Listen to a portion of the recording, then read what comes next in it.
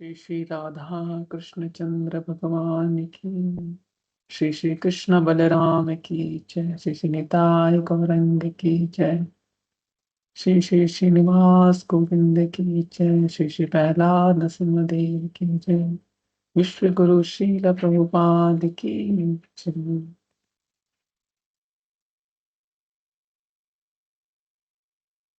हरे कृष्ण। आप सभी का स्वागत है आज इस नए सेशन में। आज हम लोग नया पुस्तक का अध्ययन करेंगे। आज की पुस्तक का नाम है पाथ ऑफ परफेक्शन। ये योग की पूर्णता। सो ये जो चैप्टर है path of perfection, perfection of yoga. So perfection of life क्या है? हम लोग तो सभी जानते हैं भक्ति के मार्ग को अचीव करना, और उसके लिए जो जो डिफरेंट डिफरेंट बात है जो भगवान कृष्ण ने छठे अध्याय में बताया है। एक्चुअली तीसरा अध्याय, चौथा अध्याय, पांचवा और छठा अध्याय, इसे एक तरह से कर्म योग कहा जाता है। और इसमें विभिन्न तरह के कर्मों योग के बारे में बताया गया है, और किस योग से कैसे भगवान तक पहुंचा जा सकता है, उसका माध्यम है। और लेकिन सबसे जो आसान जो माध्यम है वो भक्ति योग है। तो आज हम उसी के बारे में चर्चा करेंगे। तो आज हम अपना पहला जो अध्याय है वो लेते हैं, वो है अध्याय 1 कर्म योग। भगवत गीता के छठे तथा 8वें अध्याय में पूर्ण पुरुषोत्तम भगवान श्री कृष्ण बतलाते हैं कि अष्टांग योग पद्धति मन तथा इंद्रियों को वश में करने के लिए एक साधन है, किंतु विशेषताएं अज्ञान और कला से भरे इस कलयुग में सामान्य जनता के लिए इसे संपन्न कर पाना अत्यंत कठिन है। सो पूरी जो योग पद्धति है, सबसे जो आज के समय में जो योगी जो होते हैं वो मानते हैं कि अष्टांग योग ही है, अष्टांग योग ही है जो टॉप मोस्ट है। उसके द्वारा हम मन तथा इंद्रियों को वश में कर सकते हैं। तो इसका एक पूरा जो प्रोसेस है, पूरा क्या क्या इसमें आता है, ये पूरा भगवान ने छठे अध्याय में बताया है। कैसे कुशाग्रास में बैठना चाहिए, कैसे हमें अपनी आंखों को अपने नोज के ऊपर टिप पॉइंट पे उसे फोकस करना, इस तरह से अकेले, मतलब सिटी में नहीं, किसी जंगल में जाके किसी पेड़ के नीचे, और पेड़ के नीचे जो हाइट है वो भी एक सर्टन हाइट होता है, उस हाइट के ऊपर बैठ के फिर पूरी तरह से अपने इंद्रियों को संयम करते हुए एकाग्र स्थिति में फिर भगवान के परमात्मा रूप को ये अध्ययन करना, चिंतन करना उसमें। परंतु कलयुग में विशेषता है, हाँ, जो जनता है, हाँ, बहुत दो वर्ड यूज किए हैं, एक अज्ञान और एक कला। ये दो चीज से हम लोग हमेशा फंसे रहते हैं। अज्ञान क्या है? हम सोचते हैं कि आज हमने जो पढ़ाई किया है, हमने जो भी ज्ञान लिया है स्कूल और कॉलेजेस में, वो तो ज्ञान है। तो फिर अज्ञान क्या कह रहे हैं भगवान? एक्चुअली अज्ञान ये कह रहे हैं कि हमारे अस्तित्व के बारे में। हम स्कूल और कॉलेजेस और ज्ञान तो लेते हैं, पर हमारा जो बेसिक जो अस्तित्व है, भगवान भगवत गीता में दूसरे अध्याय में बताते हैं कि हम ये शरीर नहीं आत्मा है। तो हमारे जो बेसिक जो नॉलेज है, हम जो भी ज्ञान लेते हैं पूरे शरीर के बारे में ही होता है। आत्मा के बारे में कुछ भी हम सोचते नहीं हैं जब तक हमें गुरु के माध्यम से पता ना चले और उनके बारे में कार्यरत नहीं रह पाते हैं। और बहुत लोग जान भी लेते हैं इस ज्ञान को कि हम शरीर नहीं आत्मा है, पर ये जानने के बाद हो गया क्या? मतलब इसको हम अपने लाइफ में परफेक्शन कैसे लाएंगे? क्योंकि हम हमेशा भौतिक चीजों से ही घिरे रहते हैं।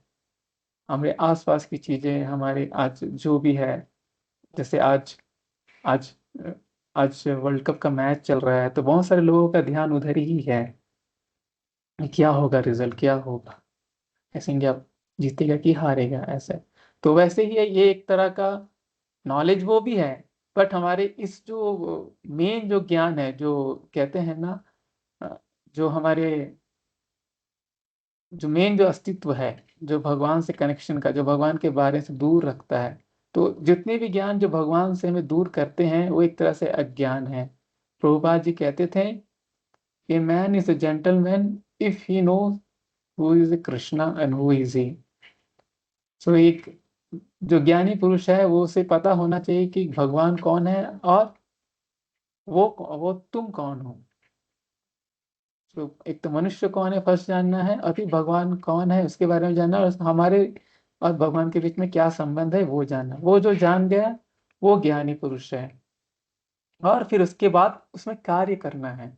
अगर हमारे कार्य उस तरह से नहीं होते भगवान के लिए, सब हमारी स्वार्थ पूर्ति के लिए होंगे, तो फिर हम ज्ञान होते हुए भी अज्ञान में हैं, क्योंकि हम उसमें कार्य नहीं कर रहे हैं। क्योंकि अ,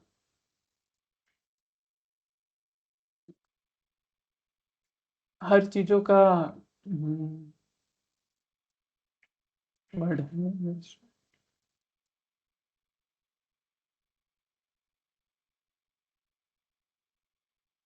वर्ड आ नहीं रहा है। ठीक है, नेक्स्ट है कला। ये जो कला है, कला कला मीन्स हम किसी से दूसरे से सहमत नहीं होते हैं। ये कलयुग की बहुत बड़ी विशेषता है कि हम दूसरे लोगों से सहमत नहीं हो पाते हैं।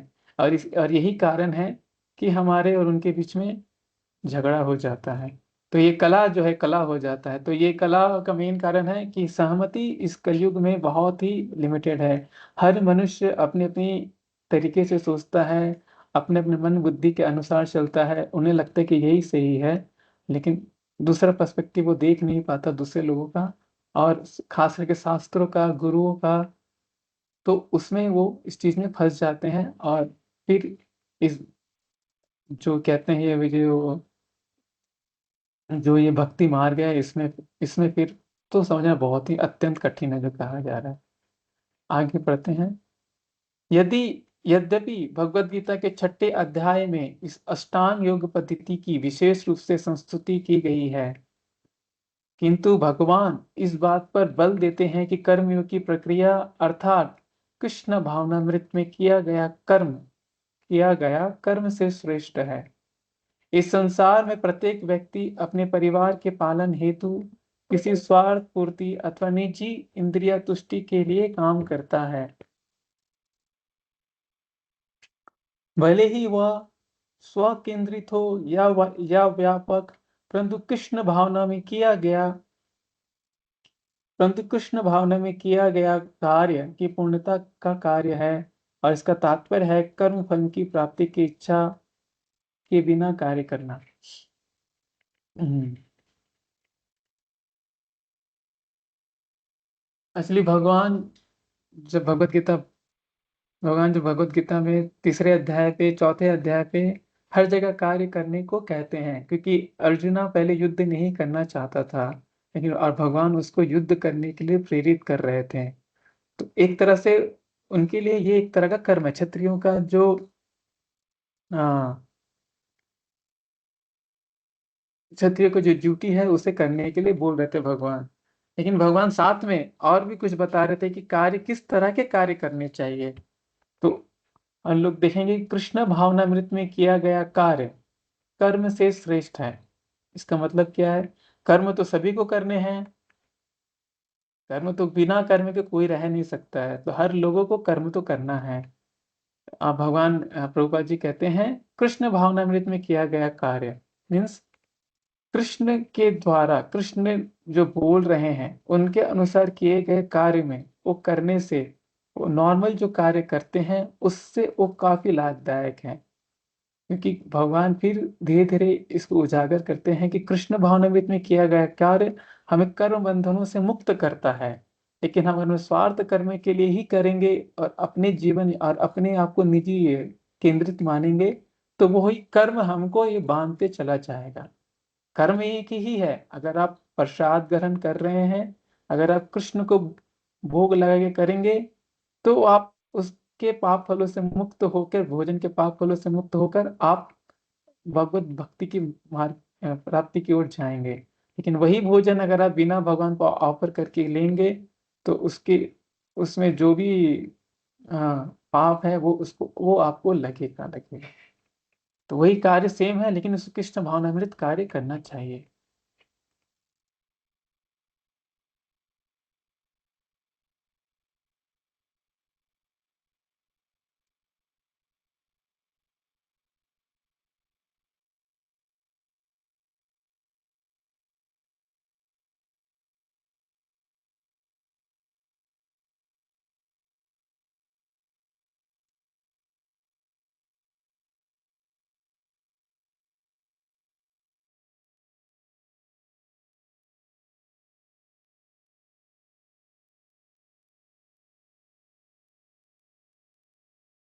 कृष्ण भावनामृत में कर्म करना ही हमारा कर्तव्य है, क्योंकि मूल रूप से हम परमेश्वर के अंश है। शरीर के अंग अपनी अपनी तुष्टि के लिए नहीं, अपितु पूरे शरीर के लिए कार्य करते हैं। या यह संपूर्ण की तुष्टि प्रदान करना उद्देश्य है। इसी प्रकार जीवात्मा की इसी पर इसी प्रकार जीवात्मा की स्वार्थ पूर्ति के लिए कर्म न करके पुण्य पुरुषोत्तम परमेश्वर की संतुष्टि के लिए कर्म करना चाहिए। इस प्रकार का कर्म करने वाला ही पूर्ण रूप से सन्यासी और योगी है। भगवत गीता के 6ठे अध्याय में जो बताया गया है प्रथम श्लोक में। तो ये जो पैराग्राफ है उसमें मैंने पहले ही बता चुका हूँ। कृष्ण भावनामृत में कर्म करना ही हमारा कर्तव्य है, क्योंकि मूल रूप से हम परमेश्वर के अंश है। ये हम स्वतः ही, क्योंकि भौतिक अधिकांश हम भौतिक चीजों से जुड़े रहते हैं, भौतिक वस्तुओं से जुड़े रहते हैं, हमारे कार्यकलाप वैसा रहता है। तो हमें जानते हैं कि हम शरीर नहीं आत्मा है, लेकिन हम फिर भी, क्योंकि हमारा कर्म उनके तरफ पूरी तरह से, हमारा मन इंद्रिया पूरे भगवान की तरफ ना लगने के कारण हम वो भूल जाते हैं कि परमेश्वर के अंश है। तो शरीर के अंग, जैसे प्रभुपाद जी एग्जाम्पल देते हैं, जैसे पूरे शरीर को, सबसे पूरे शरीर का जो मेन जो पार्ट होता है वो होता है बेली, प्रभुपाद जी कहते हैं वो होता है पेट। तो अगर हर जो जितनी भी इंद्रियां हैं, अगर वो चाहे कि मैं अपने अपनी तरह से संतुष्ट हो जाऊं, अपनी अपनी, जैसे अगर पैर कहे कि मैं चलूं ही नहीं किसी चीज को पाने के लिए, मैं यहीं खड़े खड़ी संतुष्ट हो जाऊंगा, तो फिर उस तरह से वो संतुष्टि नहीं पा सकता है पूरे शरीर के लिए। जैसे हाथ में अगर फ्रूट्स है, अगर एप्पल है, अगर उसे मुंह में, अगर मुंह में उसके डालेंगे नहीं, तो वो हमारे शरीर पेट तक पहुंचेगा नहीं, जिससे कि सारे शरीर को पोषक प्रदान किया जाता है। दूसरी प्रकार से भगवान की संतुष्टि के बिना अगर हम अपने अपने बारे में ही सोचेंगे, उसके अनुसार ही कार्य करेंगे, तो फिर भी हम भगवान से डिस्कनेक्ट ही रहेंगे। तो उसका एग्जाम्पल देते हैं, शरीर के अंग अपनी अपनी तुष्टि के लिए नहीं, अपितु पूरे शरीर के लिए कार्य करते हैं। जैसे शरीर का हर एक अंग अपनी तुष्टि के लिए नहीं, बल्कि पूरे शरीर के तुष्टि के लिए कार्य करते हैं। उसी प्रकार से जीवात्मा जो कि हम लोग हैं, को निजी स्वार्थ पूर्ति के लिए नहीं, बल्कि पूर्ण पुरुषोत्तम भगवान की संतुष्टि के लिए काम करना चाहिए। तो हमें हमारा लाइफ ऐसा मोल्ड करना चाहिए कि हम उसे अपने स्वार्थ पूर्ति के लिए नहीं, किसी तरह से हर अपने कार्य को पूर्ण पुरुषोत्तम भगवान की संतुष्टि के लिए होना चाहिए। तो इस प्रकार से जो कार्य करता है उसे सन्यासी और योगी कहा जाता है। जरूरी नहीं है सन्यासी जो एक तरह का वर्ग है जो सब कुछ छोड़ के चला जाता है, वो भी एक तरह का सन्यासी है। लेकिन भगवान कहते हैं यहाँ पे, जो मेरे लिए कार्य करता है, जो मेरे लिए, जो अपनी सारी हर चीज एक्टिविटीज को मेरे को अर्पित करता है, वो भी एक तरह का सन्यासी है। तो भगवत गीता में भगवान इस चीज को पहले श्लोक में कहते हैं।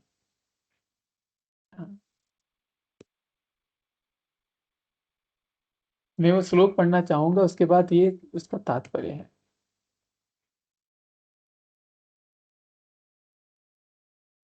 भगवान कहते हैं, श्री भगवान वाचा अनाश्रिता कर्म फलम कार्यम करम करोति या सा सन्यासी च योगी च न निर्ग्निर न चाक्रियः।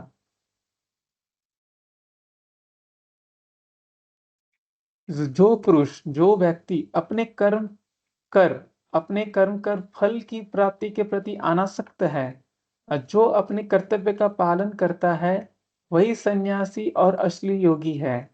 वह नहीं है जो ना तो अग्नि जलाता है ना कोई काम करता है।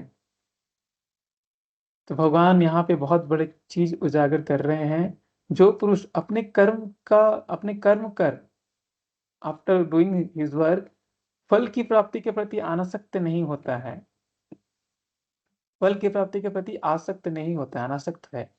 तो जो व्यक्ति अपने फल के की प्राप्ति के लिए अनासक्त है और जो अपने कर्तव्यों का पालन करता है, अनासक्त होते हुए कर्तव्य का पालन करता है, वही सन्यासी और असली योगी है। अब वो नहीं है जो सन्यासी जो कि संन्यास लेने के बाद जो अग्नि नहीं जलाता हो ना ही कोई काम करता हो। मीन्स अग्नि जलना मतलब हर आगे हम पढ़ेंगे इसका मतलब क्या अग्नि नहीं जलाता है। एक्चुअली हर वर्ग के लिए कुछ ना कुछ कार्य रहते हैं। तो ब्रह्मचारी वर्ग के लिए कुछ set of rule and regulation है, वो उनको फॉलो करना चाहिए। जो गृहस्थ है उनके लिए रूल्स एंड रेगुलेशन है, वो उनको फॉलो करना चाहिए।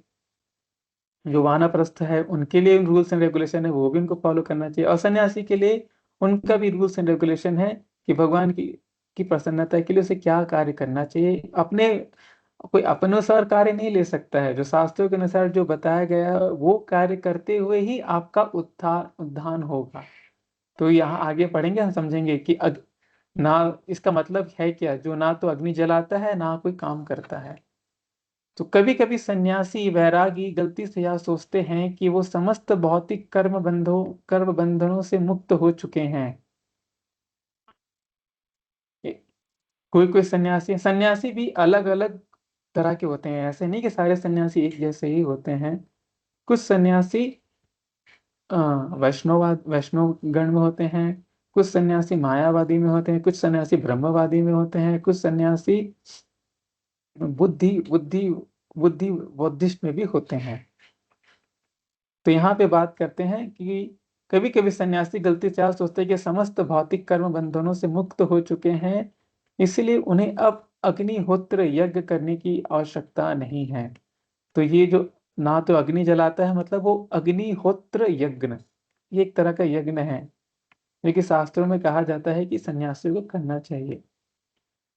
तो हमें नहीं सोचना चाहिए कि सन्यासी होने के बाद भी हम अपने समस्त भौतिक कर्म बंधनों से मुक्त हो चुके हैं। क्योंकि हमारे अंदर ये जो काम वासना है, ये जो भोग करने की इच्छा है, ये बहुत बहुत जन्मों से है। वो इतनी आसानी से नहीं जाता है। कृष्ण कहते हैं ये तभी जाएगा जब आप मेरे लिए कार्य करते रहेंगे। इसलिए ये जानना कि मैं शरीर नहीं आत्मा हूँ और मुझे इस भौतिक संसार से कुछ नहीं, ऐसा नहीं है। आपको इसी भौतिक संसार में रहते हुए आपको कार्य करते हुए कैसे भगवान को संबंध में जोड़ना है, वो करते करते आप एक तो सन्यासी और योगी कहलाएंगे। इसलिए अब उन्हें अब अग्निहोत्र करने की आवश्यकता नहीं है। यह एक भूल है। तो ये एक तरह का गलत धारणा है। शुद्धि के लिए हर व्यक्ति को कुछ ना कुछ यज्ञ संपन्न करने ही होती है। तो हमारा शुद्धिकरण, हर लोगों का शुद्धिकरण कुछ ना कुछ यज्ञ करके ही होता है। यज्ञ मतलब हमारे जो कार्य है, हमारे कार्य भगवान मैंने हमारे आ, आ, स्वार्थ के लिए नहीं, हमारे कार्य का जो फल है वो भगवान की प्रसन्नता के लिए उनकी जो रिजल्ट है भगवान की प्रसन्नता को देने के लिए, संपन्न करने के लिए होने चाहिए, तभी वो शुद्धि कार्य है। तो शुद्धि के लिए हर व्यक्ति को कुछ न कुछ यज्ञ संपन्न करने ही होते हैं। क्योंकि सन्यासियों को परंपराओं के अनुसार यज्ञ करने की कोई आवश्यकता नहीं है। क्योंकि सन्यासियों को परंपराओं के अनुसार यज्ञ करने की कोई आवश्यकता नहीं है, इसीलिए कभी कभी वह यह सोचते हैं कि यह यज्ञ अनुष्ठान संपन्न किए बिना मुक्ति प्राप्त कर सकते हैं। किंतु वास्तविकता यह है कि जब तक कोई व्यक्ति कृष्ण भावनामृत के स्तर पर नहीं आ जाता तब तक मुक्ति का कोई प्रश्न ही नहीं उठता है। जो सन्यासी यज्ञ संपन्न करना बंद कर देते हैं वे वस्तुतः स्वार्थवश ऐसा करते हैं, क्योंकि उनका लक्ष्य निर्विशेष ब्रह्म से तदाकार होना है। यह निर्विशेषवादियों मायावादियों का परम लक्ष्य होता है, क्योंकि उनका परम लक्ष्य यह मांग निराकर ब्रह्म से तदाकार हो जाना ही है। इस संबंध में यहाँ से मैं लेना चाहूंगा, संन्यासों की परंपराओं के अनुसार यज्ञ करने की कोई आवश्यकता नहीं है, लेकिन कभी कभी वह यह सोचते हैं कि यह यज्ञ अनुसंधान संपन्न के बिना मुक्ति प्राप्त कर सकते हैं। किंतु वास्तविकता यह है कि जब तक कोई व्यक्ति कृष्ण भावनामृत के स्तर पर नहीं आ जाता, तब तक मुक्ति का प्रश्न ही नहीं उठता। जब प्रभुपाद जी जब यूएसए, जब अमेरिका गए थे, तब वहाँ जब वो हिप्पियों को जब वो सिखा रहे थे, तब जानते होंगे कि उन्होंने शुरू शुरू के दिनों में अपने कुछ जो अनुयायी है, जो उनके जो डिसाइपल थे, उन्होंने कुछ लोगों का उन्होंने प्रभुपाद जी ने विवाह करवाया। तो एक्चुअली सन्यासियों को विवाह जहाँ होता है वहाँ जाना नहीं चाहिए, लेकिन प्रभुपाद जी को कृष्ण भावनामृत फैलाना था पूरे विश्व में। पहले अमेरिका में, उसके बाद इंग्लैंड में, फिर उसके बाद धीरे धीरे सारे विश्व में फैला। तो ये कार्य करना था, कृष्ण भावनामृत फैलाना था, इसलिए उन्होंने ये विवाह यज्ञ जो है वो भी संपन्न कराए। तो प्रभुपाद जी सोच सकते थे कि बिना हम, मतलब हम सन्यासी हम ऐसा कैसा कर सकते हैं, लेकिन उन्होंने बहुत बड़ा सोचा है कि कृष्ण भावनामृत को अगर फैलाना है तो मुझे ब्रह्मचारी नहीं, गृहस्थ लोग भी चाहिए। तो इन्होंने इसी को लक्ष्य करते हुए प्रभुपाद जी ने उन लोगों का विवाह कराते हुए उन लोगों को इंगेज कराया कृष्ण की सेवा में। और फिर धीरे धीरे ये मूवमेंट फिर कैसे उन्होंने जाके, जो तीन जो कपल थे, प्रभुपाद जी कहते थे ये तीनों कपल हमारे सन्यासियों, हमारे जो अ, उनके जो गुरु थे श्रील भक्ति स्वामी ठाकुर महाराज, उनके जो शिष्य थे सन्यासी डिसाइपल सब, उनको भी मौका मिला था इंग्लैंड में जाके सेंटर ओपन करने का, पर उन लोग नहीं कर पाए। लेकिन प्रभुपाद जी के जो तीन जो डिसाइपल थे, उन्होंने अ, इंग्लैंड में जाके उन्होंने ये सबसे पहले इस्कॉन टेम्पल की स्थापना की है। तो प्रभुपाद जी उस समय ये, तो जो उन्होंने जो यज्ञ किया, विवाह यज्ञ किया, जो उन्होंने पार्टिसिपेट किया, उन्होंने कराया भी, एक कदम आगे जाके कराया, उनको सिखाया कैसे रहना है, एक एक मतलब शिष्य को पति पत्नी के रूप में, वो सब सिखाया है उन्होंने, और उसमें कैसे कार्य करना है वो बताया है। तो उस तरह से प्रभुपाद जी का ये बहुत बड़ा योगदान है इस सोसाइटी के लिए। तो कुछ जो सन्यासी होते हैं, प्रभुपाद जी यहाँ बार बार कह रहे हैं कि उनका जो लक्ष्य होता है निर्विशेष ब्रह्म से तदाकार होना। मतलब बहुत सारे सन्यासी जो वैष्णव गण नहीं होते, जो दूसरे परंपराओं के होते हैं, उनका लक्ष्य होता है कि कैसे हम ब्रह्म में लीन हो जाएं, कैसे हम ब्रह्म में मिल जाएं। तो ब्रह्म को एक शक्ति के रूप में मानते हैं, और अपने आप अपने अस्तित्व को उसमें, उस प्रेम जो परम ब्रह्म है उसमें वो विलीन कर देना चाहते हैं। पर ऐसा होता नहीं है। एक तरह का ये एक तरह का ये मतलब भ्रांति है कि हम किसी के भी विलीन हो सकते हैं। जैसे जीव गोस्वामी कहते हैं, जैसे ग्रीन ट्री होता है, हरे ग्रीन ट्री होता है, अगर उसमें जो पैरेट होता है, अगर पैरेट अगर अंदर जाके बैठ जाए, तो इसका मतलब ये नहीं कि पैरेट उसमें विलीन हो गया है उस ट्रीज में। वो ऐसा बाहर से दिखता है कि वो जाके मर्ज हो गया है, पर एक्चुअली में वो उस ट्री में ट्री का एग्जिस्टेंस रहता है, और पैरेट का भी एग्जिस्टेंस रहता है। तो पैरेट भी एग्जिस्ट करते हैं और ट्री भी एग्जिस्ट करता है एक साथ। तो इस तरह से है। तो हम ब्रह्म में कभी विलीन नहीं हो सकते हैं, हम इंडिविजुअली तब भी मेंटेन करेंगे। ये बस हमारी गलत धारणा है कि हम जाके विलीन हो जाएंगे। रूपा जी आगे लिखते हैं, किंतु भक्तों की ऐसी कोई मांग नहीं होती है। वह तो कृष्ण की दृष्टि के लिए ही कर्म की सेवा करके खुश रहते हैं, वो बदले में कुछ भी नहीं चाहते हैं। शुद्ध भक्ति की यही विशेषता है। यहाँ तो भगवान श्री चैतन्य महाप्रभु थे, जिन्होंने इस वक्त तिमाही प्रगति के इतने संक्षेप में व्यक्त किया।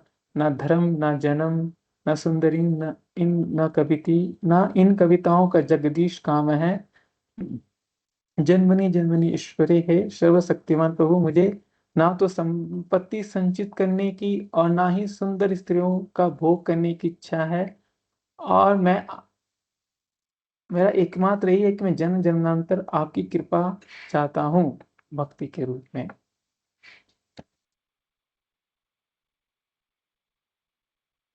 ये थोड़ा सा ट्रांसलेशन जो इन्होंने किया है हिंदी में तो सही से नहीं लग रहा है।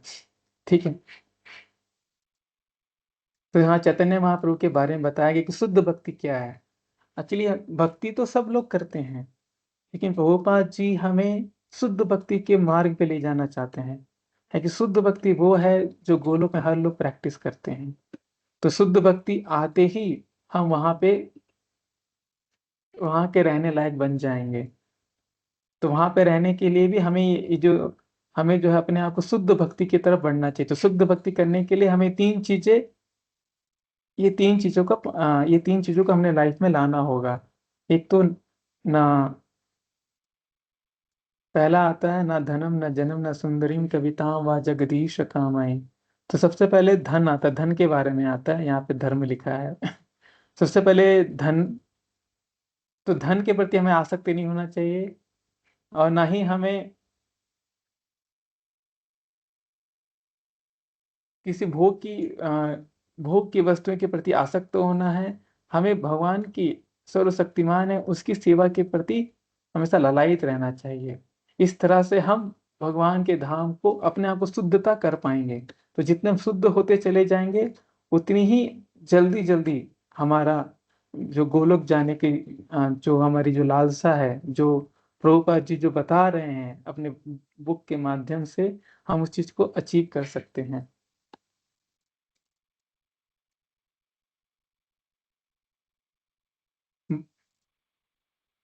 एक बार भगवान महादेव ने प्रहलाद महाराज, बालक तुम्हें मेरे कारण बहुत कष्ट उठाना पड़ा है, तुम जो चाहो सो मांग लो। भक्त होने के कारण प्रहलाद महाराज ने कुछ भी मांगने से इनकार कर दिया। उन्होंने कहा है प्रभु मैं आपके साथ व्यापार नहीं कर रहा हूँ, मैं अपनी सेवा का कोई भी पारिश्रमिक स्वीकार नहीं करूंगा, तथा कार्य करते हैं यही शुद्ध भक्ति के प्रति उन्मुक्ता योगी तथा ज्ञानी परमेश्वर से तदाकार होने की अभिलाषा करते हैं, क्योंकि उन्हें बहुत ही कष्ट भोगने का कटु अनुभव रहता है। ओके, दो तीन चीजें हैं।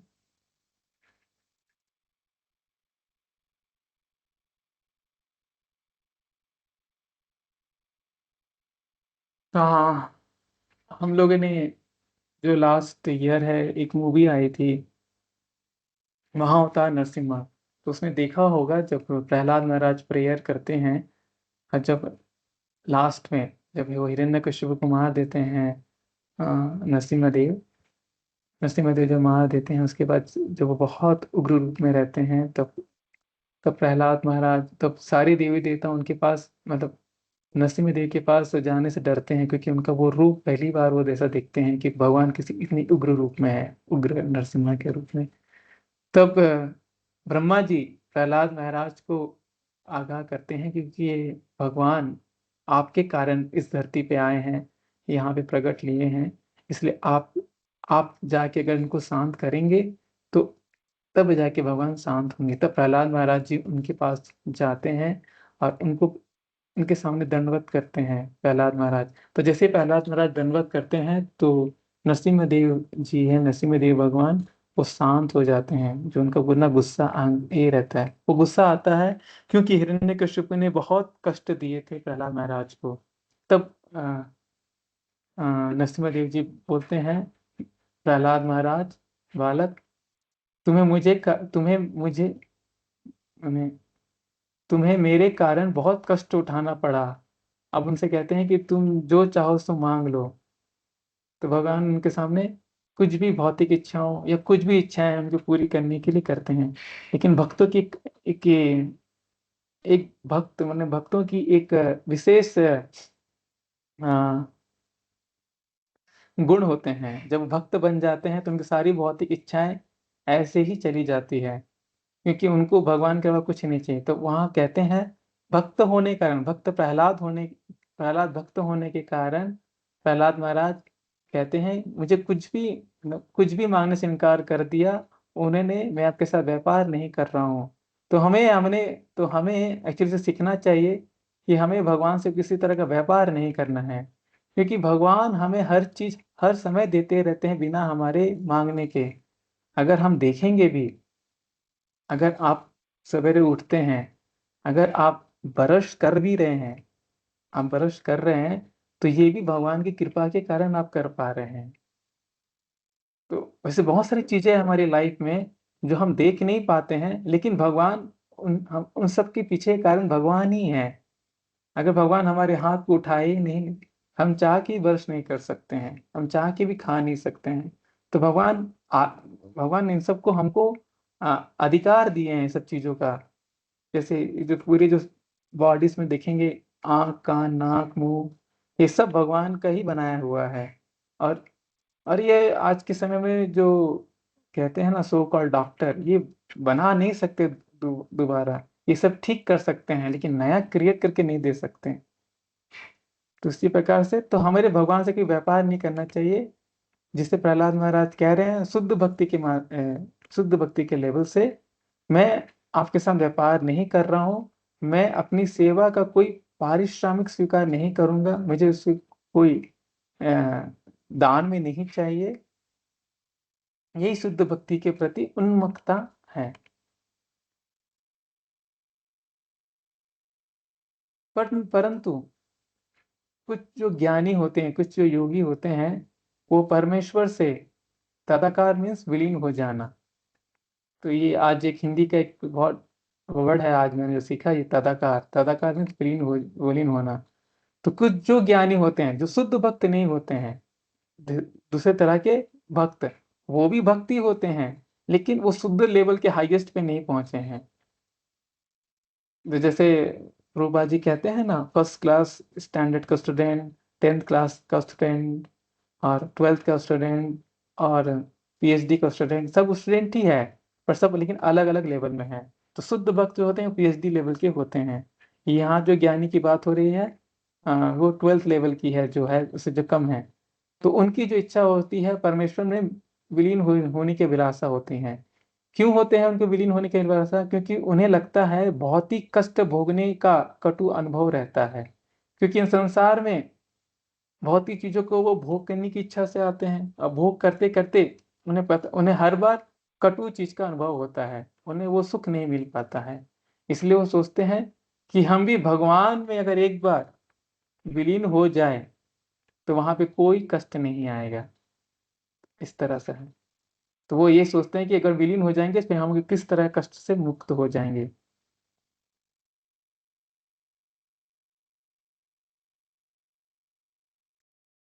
फिर भगवान भक्त के बारे में बताते हैं। भक्त इसका अनुभव नहीं करता है, भक्त भगवान से व्यक्त होते हुए भी वह वियोग में भगवान के सेवा पूर्ण आनंद पाता है। तो प्रभुपाद जी का बहुत बड़ा योगदान है, जो उन्होंने इस्कॉन जैसे संस्था को स्थापित किया है। यद्यपि हम भी भगवान को पूरी तरह से जान नहीं पा रहे हैं, परंतु जैसे ही हम उसकी सेवा करते हैं, हम उसको देख तो नहीं पा रहे हैं, ना ही हम उसको अनुभव कर पा रहे हैं, लेकिन जैसे हम उसकी सेवा में वो करते हैं, अग्रसर रहते हैं, करते हैं धीरे धीरे, तो हमें आनंद आता है किसी तरह का। वो आनंद आपको कोई भौतिक चीजों को पाने में भी वो आनंद की हर एक की लिमिट होती है, लेकिन जो भगवान की सेवा करने में जो आनंद आता है, वो कहते हैं, यहाँ पे प्रभुपाद जी कहते हैं, वो निराकार ब्रह्म से तादाकार होने, ईश्वरीय होने की इच्छा निश्चित रूप से किसी भी इच्छा से बढ़कर है, किंतु यह स्वार्थ से रहित नहीं होता है। ओके। जो निराकार ब्रह्म होते हैं, जो निराकार ब्रह्मवादी होते हैं, तो एक तो समझना, एक हमें समझ लेना चाहिए कि जो भक्त होता है, उनका अनुभव भगवान की सेवा करते हुए पूर्ण आनंद पाता है। इवन दो उन्हें भगवान का पूरा रियलाइजेशन नहीं होता है, लेकिन उन्होंने जो गुरु से, जो वैष्णवगण से सुना है और उसके अनुसार कार्य कर रहे हैं, तो उससे वो की सेवा में उसको पूर्ण आनंद मिलते रहता है। लेकिन जो निराकार ब्रह्म जो है, जिनकी इच्छा होती है कि भगवान में लीन हो जाने की, उनकी ये इच्छा स्वार्थ रहित नहीं होती है। मतलब वो स्वार्थ ही होती है, एक तरह का स्वार्थ है। मतलब हमें बनाया गया है भगवान की सेवा करने के लिए, लेकिन अगर हम भगवान में विलीन हो जाएंगे तो एक तरह का ये स्वार्थ है। जो आगे कहते हैं, जो योगी अर्ध निर्मित नेत्रों से, मीन्स अधूरे आंखों से, अधूरे ज्ञान से तथा समस्त भौतिक कार्यकलापों को बंद करके योग अभ्यास करते हैं, वह आत्मतुष्टि के लिए कुछ ना कुछ चाहता है। ऐसे योगी भक्त भौतिक शब्द शक्ति के इच्छुक है और योग सिद्धि बहुत डिफिकल्ट। आगे पढ़ते हैं। यदि कोई व्यक्ति योग के नियामक सिद्धांतों का अभ्यास करता है तो वह 8 प्रकार की सिद्धियां प्राप्त कर सकता है। अब यहाँ से प्रभुपाद जी चेंज कर देते हैं। पहले जो है, पहले के पैराग्राफ में प्रभुपाद जी 2 तरह के, हाँ, संन्यासों के बारे में बात करते हैं। एक जो वैष्णवगण और दूसरे जो है अन्य जो भी है, निराकार, ब्रह्मवादी, बौद्धिक, ये सब इसमें भी सन्यासी होते हैं। उन दोनों की कंपैरिजन करके कौन क्या चाहता है। कोई भक्ति के रूप में वैष्णवगण जो भक्ति करके भगवान को जो सेवा करके जो आनंद पाता है, ये एक तरह का आनंद है। और जो अनदर जो सन्यासी होते हैं, भगवान में विलीन होकर आनंद पाने की कोशिश करते हैं, उसमें भी आनंद है।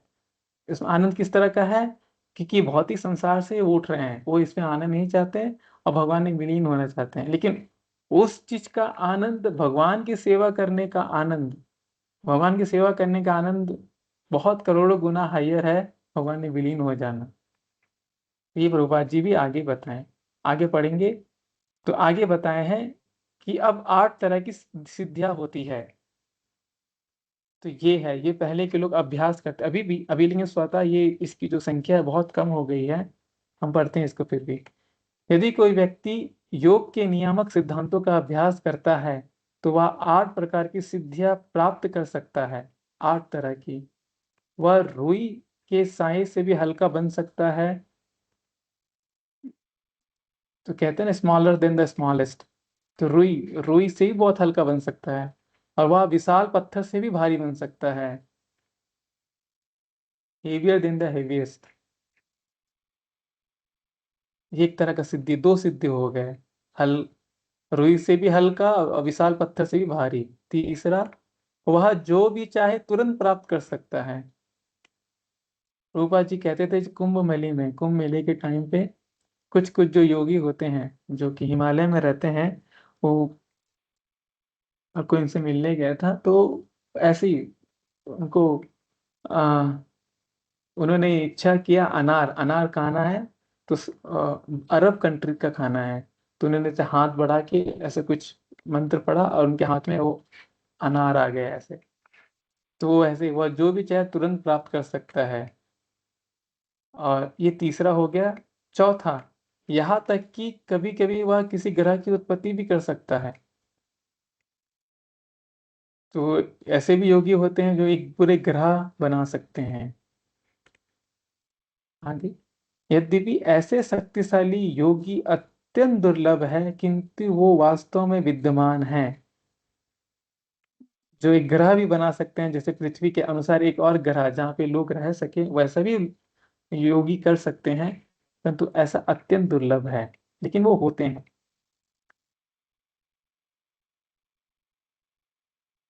आगे, विश्वामित्र योगिनी एक नारियल के वृक्ष से मनुष्य को मनुष्य अपनी माता के गर्भ से उत्पन्न किया जा सकता है। ऐसा सोचते हुए उन्हें नारियल के समान मनुष्य को उत्पन्न कर दिया। कभी कभी योग इतने शक्तिशाली होते हैं कि मैं ऐसे कार्य संपन्न कर सकते हैं, किंतु यह सारी भौतिक शक्तियां हैं। ओके, पर क्या लिखा है तो मुझे बहुत क्लियर नहीं हुआ है, लेकिन एक लाइन जो है, जितनी भी सिद्धियां होती है जो हमें योग पद्धति से मिलती है, वो सारी भौतिक होती है।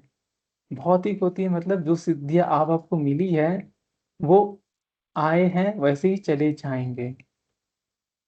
और नहीं तो हमारे शरीर के जाने के बाद वो सारी जो शक्तियां हैं वो नष्ट हो जाएगी। तो इसको कहते हैं, आ, ये एक टेम्पररी की तरह है, इटर्नल नहीं है ये जो सारी जो शक्तियां हैं। और ये जो शक्तियां हैं हमें जन्म मृत्यु के चक्कर से नहीं निकाल सकते हैं। ये शक्तियां आके हमें कुछ देर के लिए लाभान्वित और हमें अ, आनंद दे सकता है, परंतु ये हमें मुक्ति नहीं दे पाएगा। ये प्रभुपाद जी कहना चाहते थे। अंततो गत्वा, एट लास्ट, ऐसा ही योगी मिनिस्टर हो जाते हैं क्योंकि वह अनंत काल तक बनाए रख सकते हैं। भक्ति शक्तियों में रुचि नहीं रखते, भक्ति शक्ति कृष्ण भावनामृत में रहते हुए भक्ति योग निस्वार्थ नो योगी निस्वार्थ भाव से पूर्ण की पुष्टि के लिए कर्म करता है।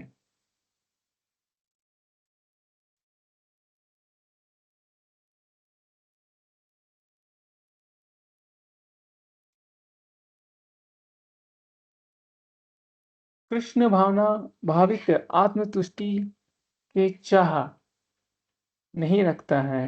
प्रचल प्रचलित उसकी सफलता की कसौटी कृष्ण की संतुष्टि में होती है। ये प्रभुपाद जी बार बार कह रहे हैं, बार बार कह रहे हैं कि जो कृष्ण भावना भावित होते हैं वो आत्मतुष्टि की चाह नहीं रखते हैं, आत्मतुष्टि की चाह नहीं रख करता है, प्रचलित अथवा उसकी सफलता की कसौटी कृष्ण की संतुष्टि होती है, इसलिए वह पूर्ण सन्यासी तथा सिद्ध योगी माना जाता है। और उसी उसी को ही पूर्ण सन्यासी तथा सिद्ध योगी कहते हैं। अगर हम किसी तरह से कृष्ण भावनामृत को अपने जीवन में पूरी तरह से उतार लें और शुद्ध भक्ति के रास्ते में चले, तो वह हम सन्यासी तथा सिद्ध योगी माना जाएगा। वो जरूरी नहीं है योगी के पास उस तरह की सिद्धियां हो जो lighter than the lightest, heavier than the heaviest ऐसा हो जाए, जो कोई एक गराई बना ले उससे भी बड़ा हो जाएगा जो कृष्ण को पा लेता है। शिव भक्त माता को नहीं चाहता, सिद्ध भक्त मोक्ष तक तो नहीं चाहता है।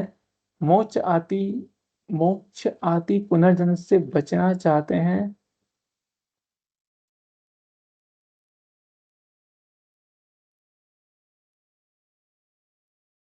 श्री चैतन्य महाप्रभु ने जन्म जन्मांतर एकमात्र भगवान की भक्ति की कामना की, दूसरे शब्दों में जन्म जन्मांतर भौतिक कष्ट सहने के लिए तैयार थे।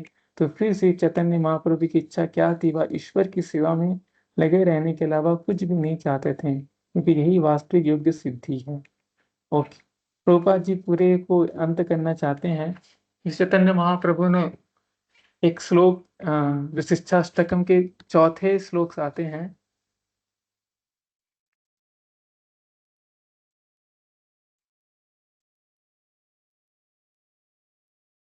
ना धनम जन ना जन्म न सुंदरी कवितां वा जगदीश कामये, मम जन्मनि जन्मनि ऐश्वर्य अहता धुई भक्ति की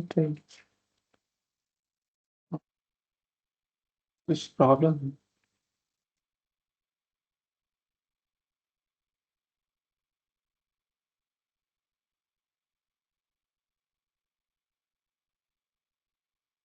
तो जैसा चैतन्य महाप्रभु ने कहा है, चैतन्य महाप्रभु कहते थे कि मुझे इस जन्म इस भौतिक संसार में चाहे बार बार क्यों ना आना पड़े, क्यों ना मुझे कष्ट उठाना पड़े अगेन अगेन, क्योंकि भौतिक संसार में आएंगे और तो आपको कुछ तो भौतिक कष्ट मिलेगा ही मिलेगा। मैं भौतिक कष्ट उठाने को तैयार हूँ जन्म जन्मांतर तक, लेकिन मुझे किसी न किसी तरह से हे भगवान मुझे आपकी सेवा में लगा दीजिए। तो यही वो कहते हैं बार बार। तो हमें ये भक्ति मार्ग को छोड़ना नहीं है, और हमें भगवान से यही प्रार्थना करना है कि हमें हर जन्म में किसी न किसी, अगर मेरा जन्म भौतिक संसार में हो रहा है तो किसी न किसी वैष्णव के घर के आसपास हो, चाहे उनका संग मिल सके, तो हम इस जो भौतिक कलमशा है इससे हम निकल जाएंगे। इसी के साथ आज का मैं ये सेशन अंत करता हूँ। हरे कृष्णा। आप लोगों में कुछ प्रश्न है तो पूछ सकते हैं, या तो फिर टाइप कर सकते हैं आज के क्लास से रिलेटेड।